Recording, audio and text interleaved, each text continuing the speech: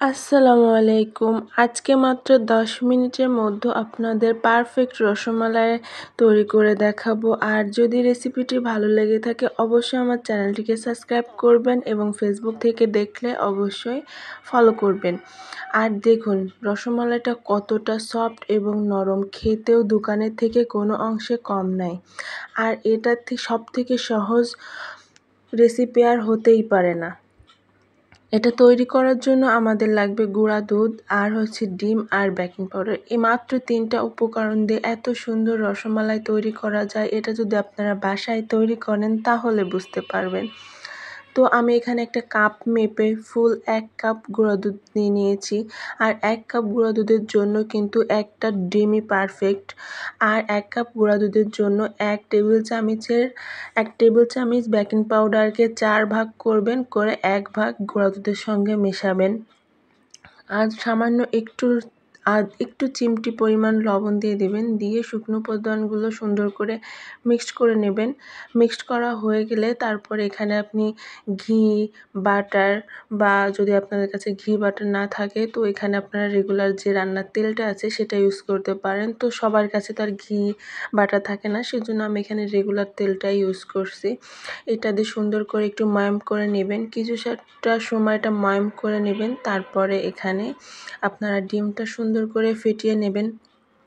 অবশ্যই কিন্তু ডিমটা ফেটিয়ে নেবেন, কারণ ডিমের সাদা অংশটা আর কুসুমটা সুন্দর করে মিক্সড করে নিলে কি হবে, মিষ্টিটা পারফেক্ট মতো হবে। তো আমি এই যে একটা ডিম ফার্স্টে আমি এখানে অল্প অল্প করে দিয়ে নিচ্ছি। একবারে দিবেন না, কারণ কোনো ডিমের সাইজ পরিমাণটা একটু বেশি থাকে, কোনো ডিমের কম থাকে। তো আপনারা দেওয়ার সময় একটু হিসাব করে দেবেন। তো এটা দিয়ে এরকম একটা আঠালো একটা ডো তৈরি করে নেবেন। এটা কিন্তু এরকম যদি মনে করেন হয় তাহলে বুঝবেন যে আপনার মিষ্টির ডোটা একদম পারফেক্ট মতো হয়েছে। তারপর এটা 10 থেকে 15 মিনিট রেস্টে রেখে দেবেন।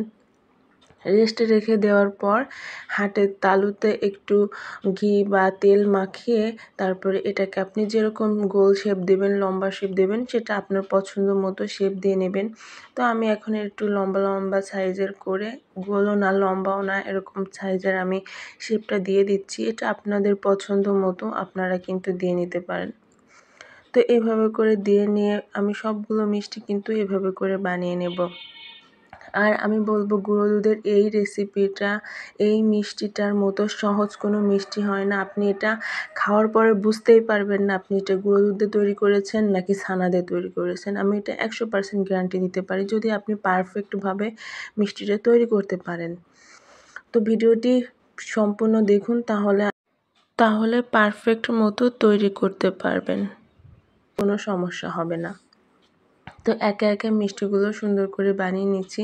আর মিষ্টিগুলো বানানোর সময় দেখবেন কোথাও যেন ফাটল না থাকে, একটু আস্তে আস্তে ডলে ডলে তৈরি করলে কিন্তু মিষ্টিগুলো পারফেক্ট মতো হয়ে যাবে। তো আমি যে কথা বলতে বলতে কিন্তু মিষ্টিগুলো সব তৈরি করে নিয়েছি। আর অন্যদিকে কিন্তু আমি চুলায় দুধ বসিয়ে দিয়েছি। তো দেখুন এই যে আমি মিষ্টিগুলো সব তৈরি করে নিয়েছি। আর এখানে আমি চুলায় 1 লিটার দুধ জাল করেছি। দুধের মধ্যে আমি এখানে একটা এলাচ দিয়ে দিব, আর আধা কাপ চিনি দিয়ে দিব। এখানে চিনির পরিমাণটা কম দিবেন, কারণ যদি মিষ্টির পরিমাণ বেশি হয়ে যায় তাহলে কিন্তু মিষ্টি ফুলবে না। এজন্য প্রথমে আধা কাপ চিনি দিয়ে দুধটাকে একটা উতল উঠাবেন। ওঠানোর পরে তারপর এখানে মিষ্টিগুলো দিয়ে দিবেন। আর মিষ্টির যে রসমালাইয়ের যে ক্ষীরের যে শিরাটা, সেটা আপনাদের পরে দেখাচ্ছি। তো এখানে প্রথমে যে এলাচ দিয়ে, দুধ দিয়ে, চিনি দিয়ে আমি যখন একটা বলক চলে আসছে তখন আমি এর ভিতরে মিষ্টিগুলো দিয়ে দিব। দেখুন মিষ্টিগুলো ফুলে কিন্তু আরও বড় বড় হয়ে গেছে। 10 থেকে 15 মিনিটের মতো বানিয়ে রেখে দিয়েছিলাম। তো আপনারা বানিয়ে সঙ্গে সঙ্গেই দুধের ভিতর দিয়ে দিবেন। তো এখানে আমি যে দিয়ে দিচ্ছি, দিয়ে এটা ফুল স্পিডে রাখবেন, চুলার জালটা পুরোপুরি বাড়িয়ে রাখবেন, রেখে এটাকে ঢাকা দিয়ে রাখবেন। আর অবশ্যই একটু ছাড়ানো পাতিলে মিষ্টিটা তৈরি করার চেষ্টা করবেন, ঢাকা দিয়ে দেবেন। যখনই দেখবেন এরকম উপরের দিকে উঠে আসছে দুধটা ফুলে, তখনই একটু হাঁটা বের করে দেবেন। এরকম 10 থেকে 15 মিনিট আপনারা মিষ্টিটা সিদ্ধ করে নেবেন। এভাবে করে বারবার একটু ঢাকনা উঁচু করে দেবেন, আবার ঢেকে দেবেন। একটু উঁচু করে দেবেন, ঢেকে দেবেন। দেখবেন আপনার মিষ্টিটা পারফেক্ট মতো হয়ে যাবে। দেখুন মিষ্টিটা কিন্তু ফুলে উঠেছে, ফুলে ডবল হয়ে গেছে। তো এখন আমি একটা মিষ্টি আপনাদের তুলে দেখাই। আমি 10 থেকে 15 মিনিট এটা কুক করে নিয়েছি। এখন একটা মিষ্টি আমি তুলে দেখাচ্ছি। দেখুন মিষ্টিটা কোথাও ভাঙেওনি, একদম মানে যে কিছু, কিছু মিষ্টি আছে না চিমসে যায়, সেরকম কিন্তু চিমসেও যায়নি। একদম গরম অবস্থা আপনাদের কেটে দেখাচ্ছি। মাশাআল্লাহ, দেখছেন কতটা সুন্দর পারফেক্টভাবে মিষ্টিগুলো সিদ্ধ হয়ে গেছে। এখন কিন্তু এই শিরা থেকে মিষ্টিগুলো তোলা যাবে না, এই অবস্থায় রেখে দিতে হবে 1 ঘন্টা। এখন যদি মিষ্টিগুলো তুলে নিই তাহলে কিন্তু মিষ্টিগুলো চুমসে যাবে। তো সেজন্য আমি মিষ্টিটা একদম এই যে ঠান্ডা করে নিয়েছি। এখন কিন্তু মিষ্টির দুধটা পুরোপুরি ঠান্ডা হয়ে গেছে।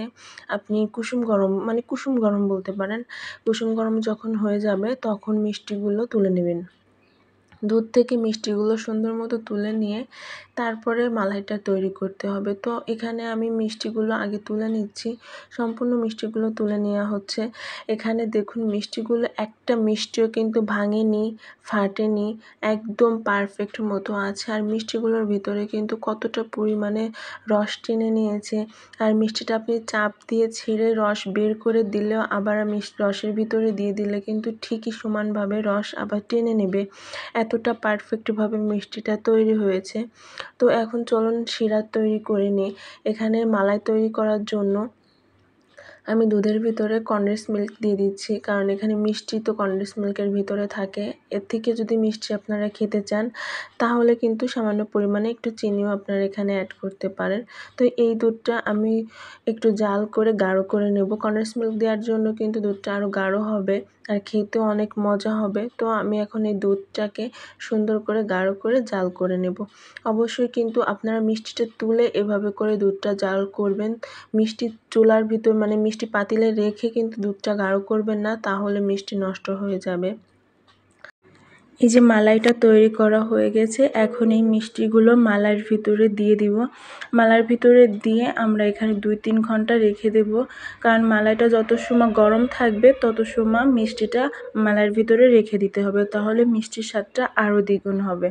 তো যখন মিষ্টিটা ঠান্ডা হয়ে যাবে তখন আপনারা ছোট পাত্রে করে তুলে ফ্রিজে রেখে দেবেন কিছু সময়ের জন্য, তারপরে বের করে পরিবেশন করবেন। খেতে দেখবেন মাশাআল্লাহ দোকানের মিষ্টির থেকেও 1000 গুণে ভালো লাগবে। আমি মিষ্টিটি ঠান্ডা করে এই যে পরিবেশন করতেছি। দেখুন আমার মিষ্টিগুলো কিন্তু সবই পারফেক্ট, একটাও ভাঙেনি বা চুমসে যায়নি। মিষ্টিগুলো কিন্তু সবই একই রকমের আছে। খেতেও কিন্তু মাশাআল্লাহ দোকানের মিষ্টি থেকে অনেকটা ভালো হয়েছিল। তো আশা করব আপনারাও আমার রেসিপিটি ফলো করে বাসায় একবার হলেও তৈরি করবেন। আর তৈরি করে যদি ভালো লাগে অবশ্যই আমাকে কমেন্ট বক্সে জানিয়ে যাবেন খেতে কেমন ছিল। আর এটা ছানার মিষ্টি থেকে গুঁড়ো দুধের মিষ্টিটা আরও বেশি মজার হয়, আর তৈরি করতেও অল্প সময় লাগে। যখন মন চাইবে তখনই তৈরি করে খেতে পারবেন। তো আশা করি ভিডিওটি সবারই ভালো লেগেছে। ধন্যবাদ সবাইকে।